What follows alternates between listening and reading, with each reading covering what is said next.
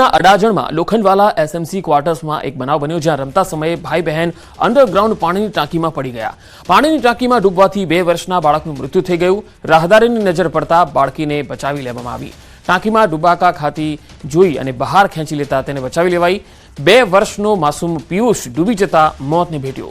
માતા પિતા કડિયાકામમાં વ્યસ્ત હતા ત્યારે આ બનાવ બન્યો। સ્થાનિક પોલીસે ઘટના સ્થળે પહોંચીને આગળની તપાસ હાથ ધરી।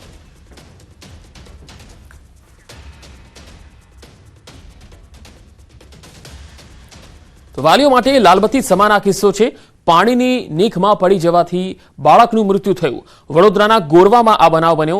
આયુષની માતા નજીકમાં પાણી ભરવા ગઈ તે સમયે આ બનાવ બન્યો।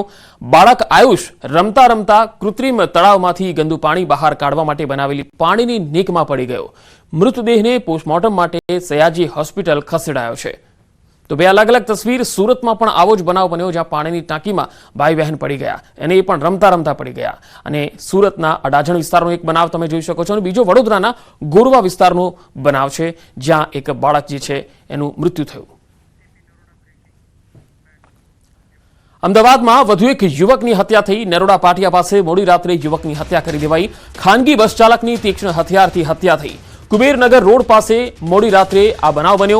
ઉચ્ચ પોલીસ અધિકારીઓ સ્થળ પર પહોંચી ગયા અને તપાસ હાથ ધરી હતી। મૃતદેહ પોસ્ટમોર્ટમ અર્થે સિવિલ હોસ્પિટલ ખસેડાયો છે। હત્યા કરનારની ઓળખ કરવા પોલીસની અલગ અલગ ટીમોએ કવાયત શરૂ કરી છે। વધુ માહિતી સાથે સંવાદદાતા મૌલિક ધામેચા જોડાયા છે। મૌલિક, નરોડા પાટિયા પાસેનો આ હત્યાના બનાવને લઈ પોલીસ હાલ શું તફતીશ કરી રહી છે? 8:30 વાગે રાત્રે દરમિયાન આ જે હત્યાનો બનાવ બન્યો હતો જેમાં મૃતક ભરતજી ઠાકોર જે છે તે ડ્રાઇવિંગ કરતા હતા અને તે દરમિયાન પાટિયા પાસેથી પસાર થતા હતા ત્યારે કેટલાક અજાણ્યા ઈસમોએ તેમની પાસેથી રૂપિયાની ઉઘરાણી કરી હતી અને તે દરમિયાન બંને વચ્ચે આપસમાં તકરાર થઈ હતી।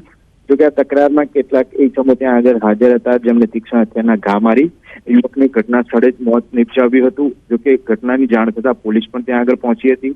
પોલીસે અજાણ્યા ઈસમો સહિત 4 વ્યક્તિઓ સામે અત્યારે હાલ ફરિયાદ ગુનો દાખલ કરી સીસીટીવી ફૂટેજ જે છે તે તપાસવાની તજવીજ હાથ ધરી છે।